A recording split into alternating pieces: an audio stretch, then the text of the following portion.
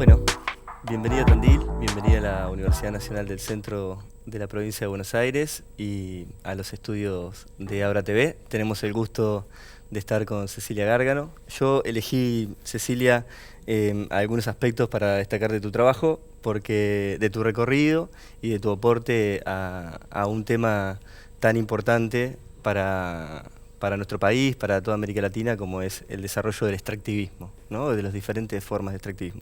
En este caso en particular, vinculado al agronegocio, ¿no? Entonces, me gustaría, bueno, arrancar comentando esos puntos destacados que me parece que hablan de vos y del trabajo que venís haciendo. Bueno, Cecilia Gárgano es historiadora, ¿sí? Estudió en la Facultad de Filosofía y Letras de la UBA. Se doctoró en esa misma facultad, es investigadora del CONICET, es profesora de la Universidad de San Martín y es especialista en historia reciente de la ciencia y de los conflictos y problemáticas socioambientales y sobre todo el impacto de esos conflictos y esas problemáticas socioambientales sobre los territorios.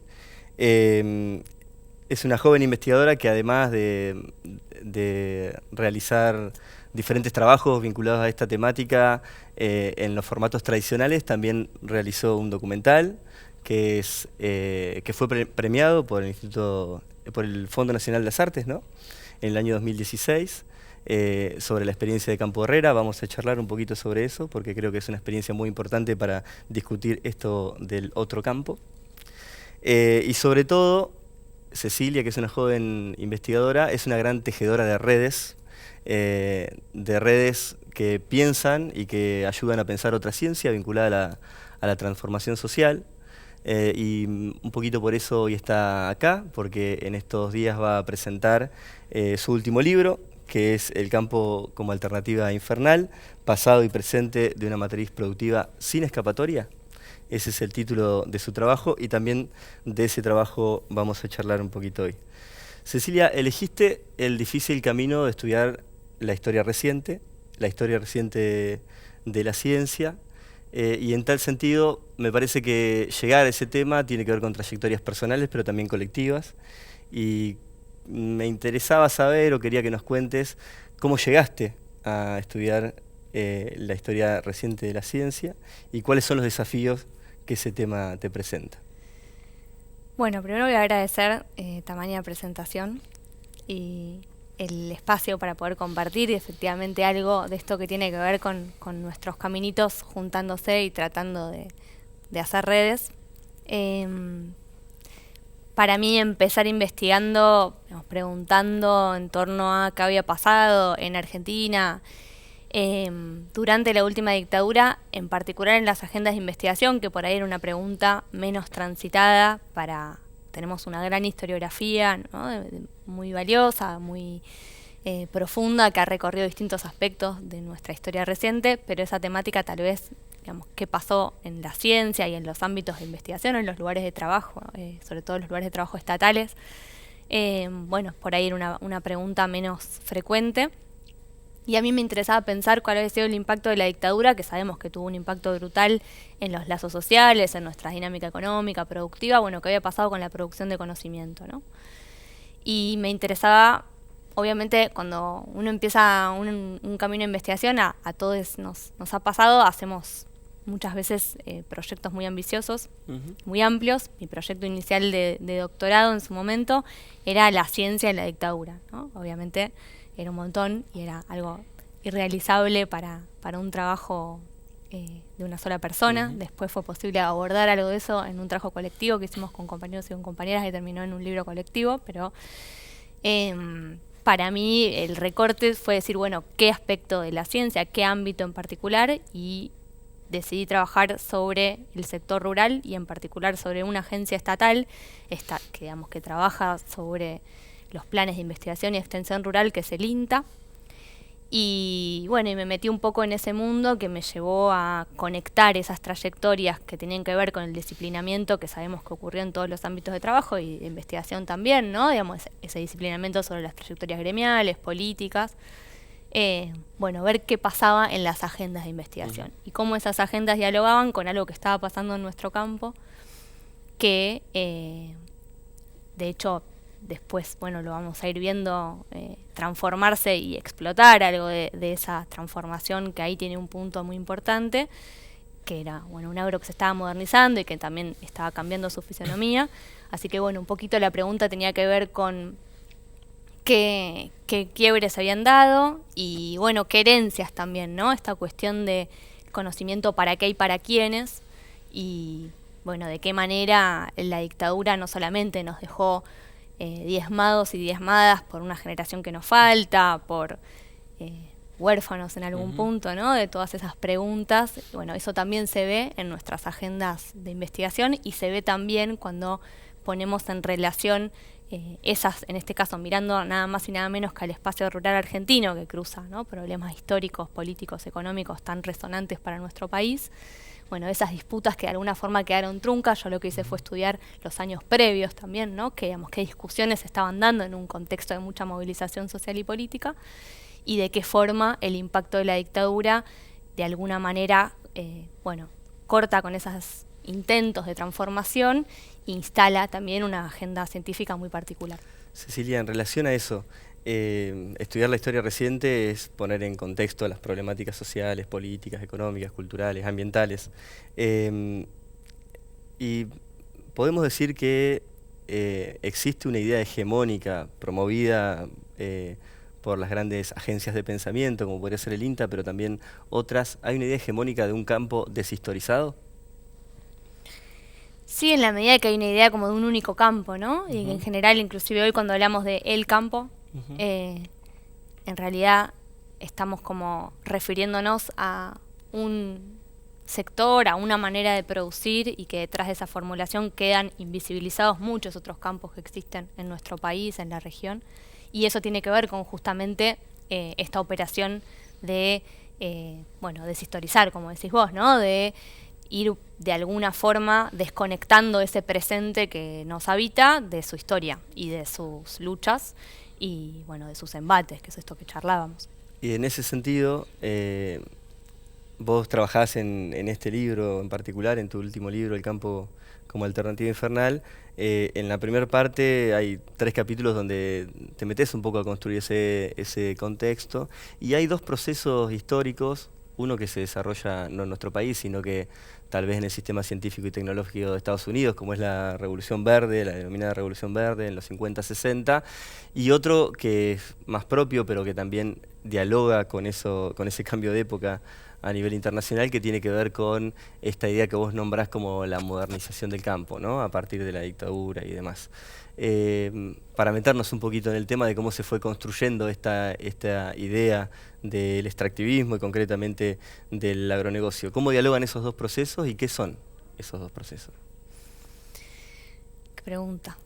Bueno, a ver, hay algo de eso que decías recién, ¿no? De esa operación de deshistorizar, que muchas veces tiene que ver con que nos enfrentamos a un presente que pareciera ser un presente sin historia, ¿no? Un presente que se presenta como natural. Entonces, tratar de ir hacia atrás y buscar de alguna forma esas huellas, esas trazas históricas que fueron configurando el agro tal como lo conocemos hoy.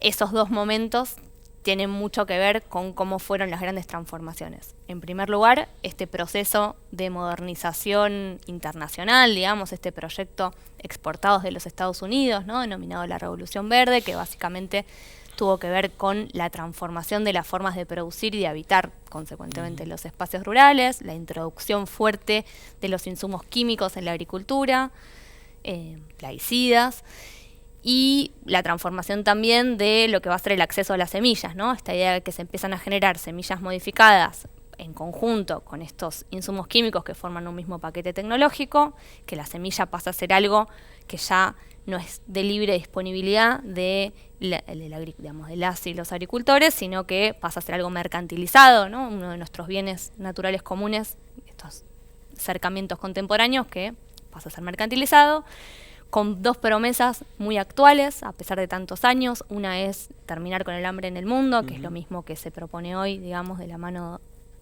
por ejemplo, lo que es el trigo transgénico en nuestro país, muy actual. Bueno, esos discursos tiene mucha continuidad con eso que empieza a pasar en la Revolución Verde y con una manera de pensar y de concebir los espacios rurales. Cuando vemos, por ejemplo, cómo se piensa desde la agenda de investigación de la sociología rural norteamericana y demás, hay toda una idea del campo como el lugar del atraso y de estas transformaciones tecnológicas que van a modernizar y de alguna manera se enmarcan todas las narrativas del desarrollo, ¿no? Que ya vienen, ¿no? Desde antes, planteando que bueno, las periferias del mundo van a poder seguir una misma senda y que en gran medida ese desarrollo va a venir de la mano de las transformaciones tecnológicas y científicas. Bueno, en el agro eso es claramente la Revolución Verde en un contexto muy particular, que es la Guerra Fría, que es, ¿no?, la Alianza para el Progreso, no está desvinculado de todos los movimientos que de alguna manera están también interpelando ese orden capitalista mundial. Y bueno, eso obviamente es un proyecto internacional, pero que va a tener manifestaciones distintas en los distintos espacios nacionales, y uno de los vectores fundamentales para el desarrollo de esta Revolución Verde van a ser los distintos INIAS, los distintos Institutos Nacionales de Investigación, en nuestro país el INTA. Lo que sucede entre ese periodo de la Revolución Verde y de formación del INTA, que se crea en el 56, y ese segundo momento que vos traes, que es el comienzo de la última dictadura en el 76, es que, bueno, suceden un montón de cosas, ¿no? Pero pensando en esto, empieza a haber desde los propios trabajadores y trabajadoras del INTA una suerte de cuestionamientos a la orientación más tradicional, que estaba muy pegada a los mandatos de la Revolución Verde, y empezar a poner un poco en cuestión, justamente, ¿no? Para quién y para qué esa investigación y esa extensión rural. Obviamente, en dictadura, esos intentos de cuestionamientos van a ser fuertemente desarticulados, de una fuerte represión. Además, el INTA va a tener trabajadores desaparecidos, un disciplinamiento muy fuerte y un proceso que tiene que ver con cómo se va a ir mercantilizando fuertemente también sus agendas de investigación. No casualmente, en el área de semillas vamos a empezar a ver los gérmenes de lo que van a hacer después y hoy, lo que se denominan los convenios de vinculación público-privada, que ponen en articulación ámbitos estatales de investigación y empresas privadas, donde el Estado muchas veces lo que hace es garantizar las rentas de sectores muy concentrados. Bueno, el INTA inaugura uno de estos procesos a la salida de la dictadura en el 87, uno de estos primeros convenios que hoy son moneda corriente en nuestras universidades, ¿no? Entonces, de alguna manera, esos dos momentos, en un agro que se está transformando, que se está modernizando, que ya empieza esto que vemos suceder, que es la extensión de la frontera agrícola y la dislocación de muchas otras maneras de producir, de economías regionales, ¿no? Todavía no tenemos el boom sojero, que lo vamos a tener en los 90, pero ya tenemos un agro que se está concentrando, que está siendo cada vez más desigual y que, bueno, esta modernización tiene costos muy, muy caros para los sectores, sobre todo más vulnerables.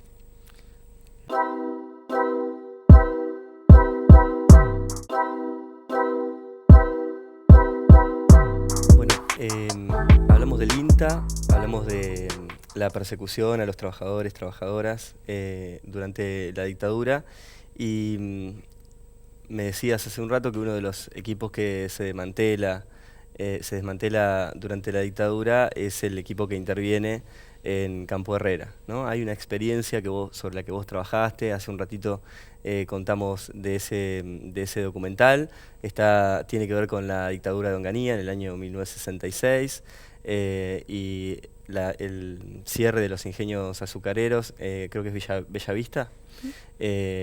Contanos un poco de esa experiencia y por qué es tan importante, sobre todo la experiencia de Campo Herrera, para pensar las resistencias a este modelo que homogeneiza el campo en la Argentina. Bueno, Campo Herrera es una de las primeras cooperativas agropecuarias de trabajo en nuestro país, que sigue en pie al día de hoy, que efectivamente surge de la mano, ¿no?, de este cierre de ingenios azucareros, con un éxodo rural tremendo, con unos grados de pobreza y de la crisis del azúcar en ese momento en Tucumán, y tiene la particularidad de transformarse en cooperativa con asesoramiento del INTA en aquel entonces y obviamente también de la mano de un apoyo fuerte de la FOTIA, ¿no?, de los trabajadores cañeros. Y lo que empieza a pasar, yo tomé conocimiento de esa experiencia en realidad entrevistando y charlando con gente del INTA mientras hacía mi tesis de doctorado y todo el mundo me hablaba de Campo Herrera, pero nadie me sabía contar muy bien qué. Entonces un día me fui a Campo Herrera y ahí también apareció como la necesidad de buscar otro registro, ¿no?, y de no solamente reconstruir cuál había sido ese trabajo descontinuado, sino, bueno, esto que decías, de qué manera ese otro campo estaba hablando de en un espacio muy aplanado, ¿no? Esto que vemos que tenemos un único paisaje en nuestro país, esta cosa pampeanizada que tenemos de la soja en todos lados. Bueno, esa homogeneización también tiene que ver con las formas de vida, con las formas de producir. Entonces encontrar una cooperativa en una zona de tierras muy ricas, las tierras casi más fértiles de la provincia, en pie, a pesar de tantos embates y momentos, ¿no? Desde Onganía hasta la actualidad, bueno, generaba para mí muchas preguntas. En el caso del equipo que se desmantela también es interesante porque de alguna forma inscribe como este ciclo represivo más largo, ¿no? En el sentido de que empieza antes del 76. Es un equipo que se desmantela en el 74, en una fecha muy temprana. El INTA después va a ser intervenido en el 75 y cuando comienza la intervención militar, en realidad, digamos que obviamente va a poner en juego en forma más sistemática esta cuestión represiva. Ya hay, ¿no? una suerte de depuración previa. Y bueno, básicamente es una organización que en ese momento lo que se plantea no es solamente producir en forma cooperativa, sino que se empieza a generar todo un diálogo que incluye, bueno, cómo organizar la vida ahí, ¿no? Que implica la discusión. Eve Besuri cuenta en el documental, compañera de Santiago Bilbao, antropólogo del INTA, que va a ser uno de los que son primero detenidos y después exonerados del organismo, como pasó con muchos trabajadores. Bueno, hablaba de esta experiencia como un microcosmos, porque de golpe aparecía las discusiones en relación a los programas educativos adentro de la escuela, la creación de un almacén comunitario, las huertas, la discusión en torno a qué significaba, ¿no? Pasar de ser un obrero asalariado del surco a no tener patrón. Y yo lo que encontré después de todos esos relatos, digamos, la realidad de la cooperativa en ese momento en el que yo volví, hice las primeras entrevistas y después fuimos a hacer el documental en el 2016, era una experiencia de resistencia, como decís, a contramano de la agricultura dominante en la provincia y en el país, pero también de supervivencia, ¿no? Porque muchos de esos espacios de los que hablábamos ya no estaban tampoco. Los espacios de formación, los espacios de producción, ¿no? Más allá de la producción que realizan, que es la producción citrícola y azucarera. Y una de las cuestiones que charlábamos y que aparecía en el documental era este problema de que en realidad arrancan el ciclo productivo ya endeudados, ¿no? Porque por la propia estacionalidad de la zafra, como están rodeados por los grandes capitales azucareros de la provincia, se ven obligados a tomar deuda antes de arrancar para esos meses que no tienen producción. Entonces arrancan el periodo de la zafra ya con deudas con grandes ingenios, los cuales están en completa desventaja, y además marcaban esto de que bueno, se especula con el precio del azúcar, ¿no? Entonces, obviamente lo que los pueden hacer son los grandes productores y, bueno, ellos en una situación de desventaja muy grande con conflictos que nos han pasado en otros espacios para discutir, por ejemplo, lo que fueron los procesos post-2001 con las fábricas recuperadas, que es qué pasa cuando un trabajador de una cooperativa no logra llegar al jornal que le corresponde por convenio, ¿no? Bueno, todas esas cuestiones aparecían también. Y también aparecía la cuestión de la identidad, ¿no? Esta transmisión entre generaciones y este sentido, digamos, donde la tierra es también un espacio de disputas y de creación de identidades y en donde digamos, la propia dinámica del agronegocio en buena medida lo que hace no solamente es desarmar economías regionales, sectores productivos, ¿no? Escalas de producción, generar éxodo rural, etcétera, sino que es también desarmar, bueno, formas de concebir y de pensar el territorio y de pensar los lazos sociales, ¿no? Entonces, en ese sentido, Campo Herrera es como una experiencia muy interesante para ver ese otro campo que existe, pero también para entender, bueno, lo difícil que resulta, ¿no? En el marco de una agricultura tan concentrada. Hiciste un paralelismo entre la experiencia de Campo Herrera y el 2001, y me animo a hacer otro paralelismo cuando hablamos de esta homogeneización del territorio, homogeneización de las identidades. Creo que fue en el año 2004 y obviamente posterior a la disposición 167 del Ministerio de Agricultura, que establece la producción y comercialización de soja transgénica, ¿no? con el uso del glifosato, y a partir de ahí opera un proceso muy fuerte de pampeanización de zonas extrapampeanas, ¿no? Durante todos los 90 se perdieron más o menos 160.000 productores agropecuarios, sobre todo en la Cuenca del Plata, ¿no? Hacia esa zona donde avanza este modelo. Y en el año 2004, Syngenta sacó esta propaganda de la República Unida de la Soja, ¿no? Como de esa manera va limando, licuando y desgranando y disolviendo esas identidades y esas particularidades. Me animo a decir que hoy todo ese territorio aún sigue siendo un espacio de disputa muy fuerte, ¿no? Y vos en tu libro trabajás sobre ese proceso, hablás de la biotecnología vegetal, que por ahí estaría, y hace un ratito lo mencionaste, por ahí estaría bueno profundizar qué es eso de la biotecnología vegetal y qué impacto concreto tiene sobre los territorios, y que eso claramente está vinculado con una idea de ciencia empresarial, ¿no? Bueno, ¿qué son esos dos procesos, esos dos conceptos y cómo se vinculan con esa homogeneización del campo en Argentina? Bueno, hablábamos antes un poco de la historia, ¿no? Estos dos momentos, de los 60 a los 70 y del embate neoliberal de los 90. Cuando pensamos en el inicio del modelo sojero, pensamos en la adopción en el 96, de la mano de Felipe Solá en aquel entonces, de la soja RR, resistente al herbicida Roundup, cuyo principio activo es el glifosato. Y a partir de ahí, ¿no?, entramos en este modelo que hoy conocemos como agronegocio, que tiene mucho que ver con estos otros capítulos de los que hablábamos, pero que básicamente es una agricultura que va a hacer de este cultivo un monocultivo, como vos decías, ¿no?, expandiéndose por todo el país, transformando a su paso no solamente los paisajes y avanzando sobre la biodiversidad, sino también sobre estas dinámicas sociales y sobre estas formas de concebir y de habitar los territorios.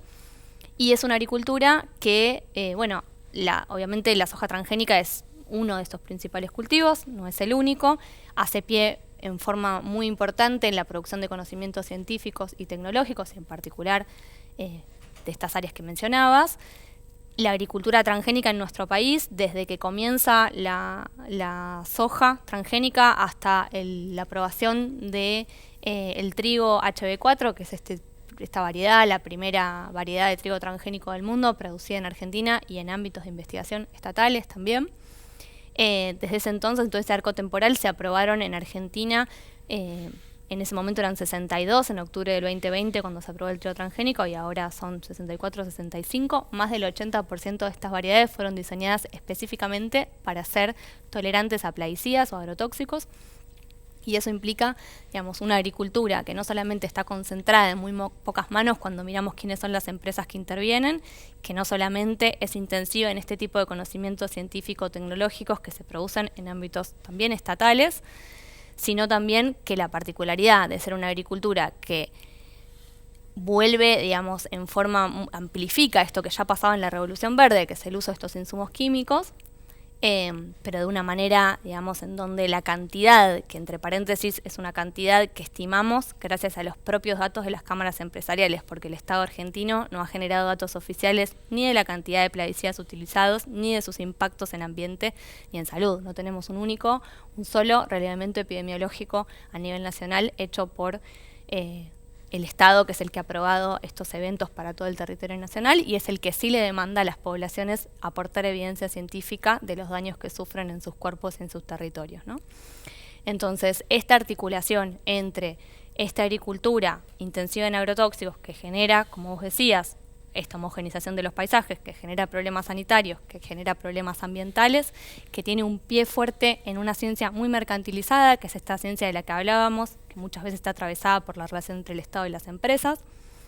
Es una agricultura que, bueno, de alguna forma silencia este otro campo, silencia las voces de aquellos agricultores y agricultoras que no entran en este paquete, silencia también voces científicas. Hay un montón de investigaciones que vienen desde todas las ramas del conocimiento planteando los aspectos críticos de este modelo y llegamos, después de 26 años de agricultura transgénica, a las puertas de un nuevo laboratorio a cielo abierto, ¿no? Que es esta variedad de trigo transgénico, con mucha resistencia, pasa acá en Tandil, digamos, con mucha movilización dentro de las propias poblaciones, y a pesar de eso, con ningún tipo de instancia de discusión pública, ¿no? Con lo cual, tenemos básicamente una agricultura que hace esto que vos decías, que homogeniza y que no solamente es la que está produciendo problemáticas ambientales, problemáticas sanitarias, sino también que está directamente asociada a la desigualdad social, digamos. Esta matriz productiva es también la que nos ha generado los números de pobreza en los que tenemos a nuestras infancias y, a pesar de todo esto se nos sigue planteando como el único camino posible. Eso un poquito busca desarmar el libro y para eso trae la historia y, también los territorios. Esto no es tanto una pregunta, sino más bien un comentario para dialogarlo, porque hablas del trigo transgénico, para nosotros en Tandil es un tema muy sensible. Bioceres, que es la empresa que tiene la patente de este trigo HB4, se está instalando en nuestra ciudad a partir de un acuerdo, un convenio con el municipio. Y pensaba en el trigo HB4 y pensaba en esta noción de la ciencia empresarial, ¿no? Un trigo que fue diseñado y pensado en un laboratorio de una universidad pública, la Universidad Nacional del Litoral, pero que es patentado por una empresa. Eso a veces es difícil de entender o es difícil de desentramar para el común de la gente, y en tal sentido ahí va la pregunta, ¿cuál es esa vinculación entre esta idea de ciencia empresarial, entre una producción de un instituto público y por qué es patentado por una empresa? Ahí tenemos dos cosas para pensar, ¿no? Tenemos muchas, pero podemos arrancar por dos. Una que tiene que ver con que hay un proceso internacional de privatización, digamos, de creciente mercantilización del conocimiento científico generado con fondos públicos en ámbitos estatales, en organismos de investigación, hablábamos antes del INTA, que se da a nivel mundial y que tiene un punto clave en la década del 70 y sobre todo en la década del 80, ¿no? Hay políticas científicas de Estados Unidos que son las que marcan ahí un poco la cancha a partir de algunas aprobaciones regulatorias que permiten, explicitan, digamos, y avalan y de alguna manera promueven que los conocimientos que se generen con fondos estatales puedan ser apropiados en forma privada. En paralelo a eso tenemos nuestro escenario local, ¿no? Que tiene que ver con esto que charlábamos. No casualmente, uno de los sectores en donde vamos a encontrar esta ciencia empresarial con mayor ímpetu, digamos, y donde mayores convenios entre ámbitos estatales y empresas vamos a encontrar, va a ser las referidas al sector rural y a las semillas mejoradas.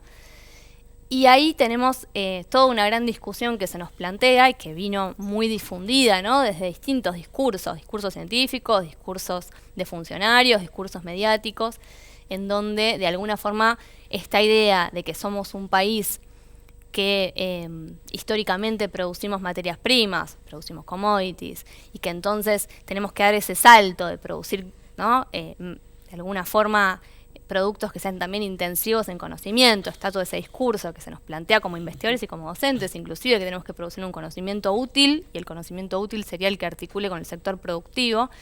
Detrás de todo ese discurso está la pregunta de productivo a quién, ¿no? Eso que se universaliza como un conocimiento nacional de gran utilidad porque es pionero en el mundo, en realidad, como bien decías, tiene que ver con una articulación, en este caso con una empresa como Bioceres, que es una empresa fundada por 23 accionistas, entre ellos, digo algunos nombres no por personalizar, sino para que entendamos qué representan en este esquema del que estamos hablando, ¿sí?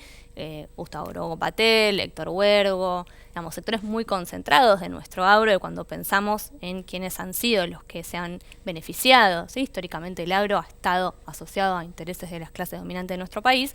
¿Cuáles son los sectores que se han beneficiado con este modelo? Están también incluidos en estos acuerdos, y además es una empresa que, si bien tiene orígenes, digamos, de capitales nacionales, tiene ya una gran cantidad de alianzas con capitales internacionales, con lo cual lo que va a quedar en el Estado, en las arcas estatales, efectivamente, de las ganancias millonarias que se generan de estas investigaciones, no es algo para nada claro, digamos, y si miramos las experiencias de otros convenios de vinculación, en general lo que sucede es que es muy poco lo que queda en manos, digamos, del Estado argentino en función de lo que queda en los intereses de las empresas, sean de capitales nacionales o no. Y ahí la discusión es, bueno, ¿qué pasa, no? Aún si suspendiéramos esto y aún si esto fuera una producción estatal, como se nos dice que es, y fuera una producción completamente, digamos, únicamente de capitales nacionales y con científicos y científicas argentinas, bueno, ¿qué pasa con todos estos daños de los cuales venimos hablando, ¿no? El nuevo trigo transgénico, además de ser resistente a sequía, es tolerante al glufosinato de amonio, que es un agrotóxico en uso en nuestro país, 15 veces más tóxico que el ya conocido glifosato, y que le da la espalda sistemáticamente a todas estas discusiones que dan los propios científicos y científicas, inclusive en la casa de estudios en las que se generó este trigo transgénico, ¿no? Tenemos equipos como el de Rafael Lasmanovich, en donde muy cerquita está justamente planteando las implicancias negativas de la profundización de este tipo de agricultura. Hubo declaraciones públicas del colectivo Trigo Limpio, por ejemplo, integrado por científicos de distintas casas de estudios de todo el país, y sobre todo y en primer lugar, lo que mencionabas, que pasa acá en Tandil y pasa en muchísimas localidades, que es que, bueno, hay también una preocupación y una necesidad de intervenir en plantear qué va a pasar con el pan que llevamos a nuestras mesas, ¿no? Así que, bueno, sí, el agronegocio también hace pie en la ciencia empresarial y de alguna manera esta homogenización también cabe para la ciencia, porque hay algunas voces que tienen un gran peso y muchas otras que no lo tienen.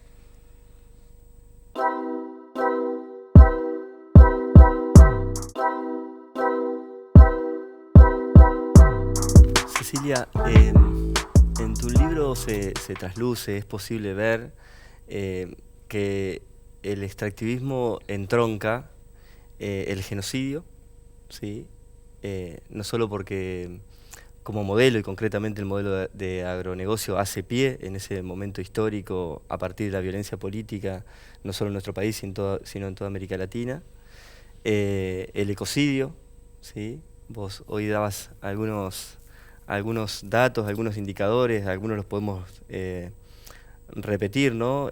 Casi 600 millones de kilolitros de agrotóxicos por año, la ruptura del ciclo hidrológico en la cuenca del Plata, casi 1 millón de hectáreas arrasadas por el fuego en menos de 2 años en la Argentina, ni hablar de los indicadores de daño a comunidades, a los pueblos fumigados, ¿no? El ecocidio de ese modelo extractivista es cada vez más evidente y es cada vez más trágico. Y el epistemicidio, ¿no? Como hay una idea, un pensamiento hegemónico que subsume otras formas de pensar y de vivir en comunidad, ¿no? Y de habitar el territorio. Ahora, ante ese panorama desolador que impone el extractivismo como modelo, aparece también como la única alternativa posible, ¿no? Se nos presenta como un modelo sin escapatoria, ¿no? ¿Cómo llegás a este concepto de alternativa infernal, ¿no? El campo como una alternativa infernal, y cómo podemos pensarlo en el actual contexto? Bueno, el título del libro, con este concepto de alternativa infernal, retoma el trabajo de una filósofa, que es Isabel Stengers, y de un historiador, que es Philippe Pignard, que son quienes acuñan el concepto de alternativa infernal, que es un concepto que nos habla de esas situaciones en las que nos encontramos de alguna forma en encrucijadas, ¿no? En donde cualquiera de las opciones que podemos, entre comillas, elegir, nos conducen a alternativas infernales, ¿no? Nos conducen a situaciones indeseables, que son situaciones que además ha operado algo que es el borramiento de lo político, o sea, aparecen completamente naturalizadas, aparecen efectivamente como los únicos caminos posibles y son situaciones que aparecen sin historia.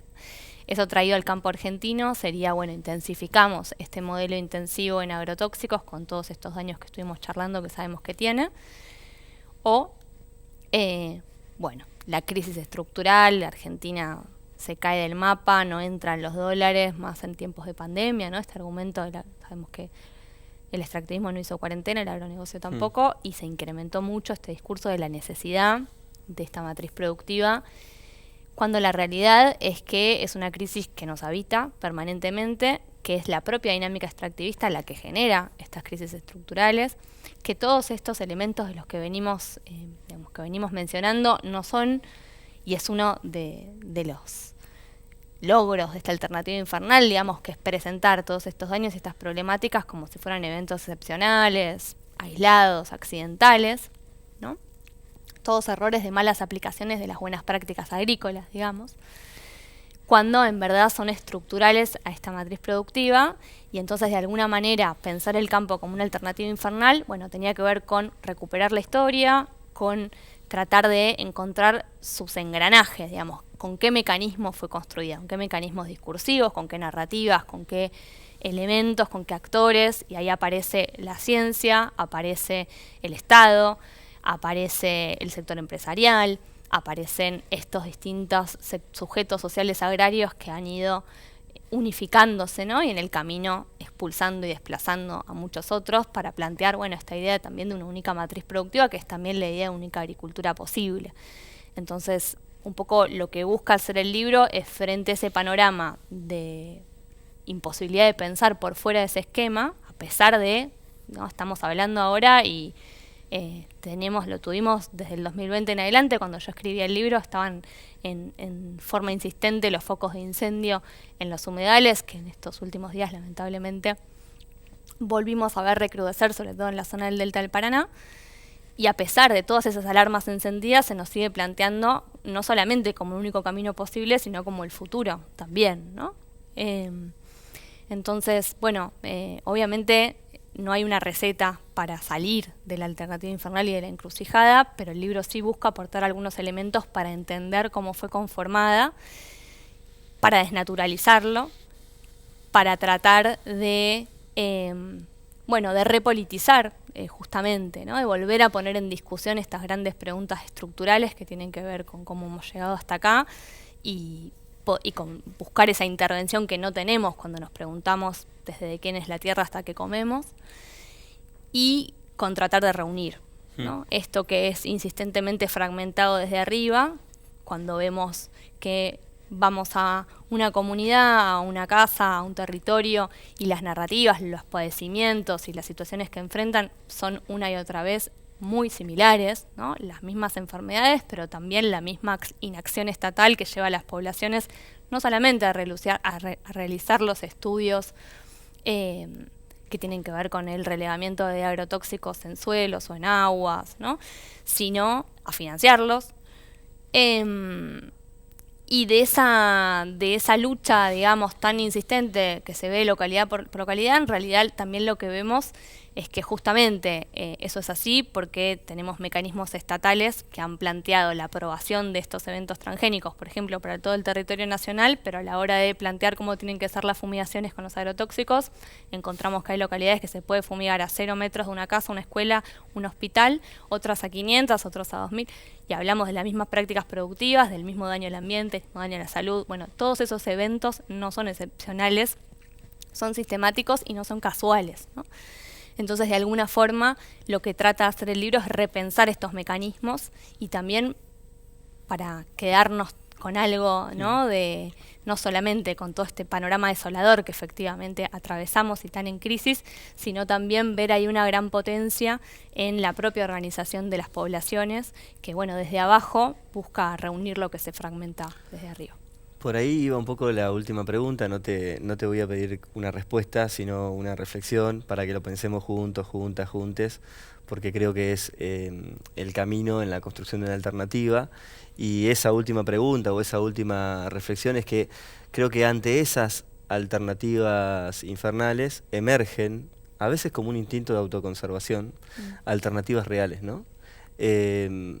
Y la pregunta concreta, para dejarla sobrevolando, pero también como una reflexión, es ¿dónde habita la esperanza? ¿Dónde encontramos la esperanza para subvertir este modelo de muerte y destrucción? Claramente esto que nos planteás, de pensar en qué es lo que pasa por abajo, etcétera, es un camino, ¿no? Sí, y creo que también en estos lazos, ¿no? Empezamos hablando de las redes y de alguna forma hay algo de, inclusive de los patrones comunes del extractivismo, porque estamos hablando del agronegocio, pero tenemos muy recientes las movilizaciones por el agua en Chubut, en Mendoza, bueno, muy recientemente en relación al intento de exploración offshore de nuestras costas en Mar del Plata. Hay algo que yo creo que ahí también incomoda y que, bueno, genera de alguna manera las reacciones mediáticas y demás que hemos visto, que tiene que ver con que son movimientos que buscan de alguna forma, frente a tanto acercamiento y frente a tanta privatización, no solamente material, sino también de nuestras relaciones sociales, bueno, volver a lo común. Y en eso creo que radica algo de su potencia, ¿no? Ojalá podamos, bueno, reunir esas experiencias que tienen su territorialidad, reunir también los distintos espacios, hablamos de las universidades, hablamos de, ¿no? Me parece que es una tarea que de alguna forma convoca a distintos sujetos sociales y, bueno, que la única esperanza posible es en base a esa construcción colectiva.